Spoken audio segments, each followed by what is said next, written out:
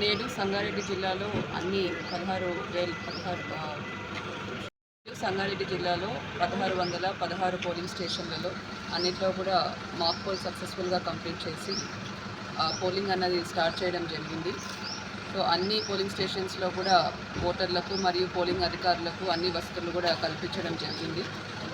ఎండ తీవ్రతను దృష్టిలో పెట్టుకొని ప్రతి పోలింగ్ స్టేషన్లో కూడా టెంట్ అండ్ షేడ్ అనేది ఏర్పాటు చేయడం జరిగింది. దాంతోపాటు త్రాగునీటి సదుపాయం మరియు ఆశా ఎన్ఎంస్తో ఒక మెడికల్ ఎయిడ్ కిట్ కూడా ఏర్పాటు చేయడం జరిగింది. ఓటర్లందరికీ కూడా కోరేది ఏమంటే ఈరోజు పెయిడ్ హాలిడేగా డిక్లేర్ చేయడం కూడా జరిగింది. తప్పకుండా మీ అందరూ కూడా పోలింగ్ స్టేషన్కి వచ్చి మీ ఓటు హక్కు వినియోగించుకోవాల్సిందిగా కోరుతున్నాను.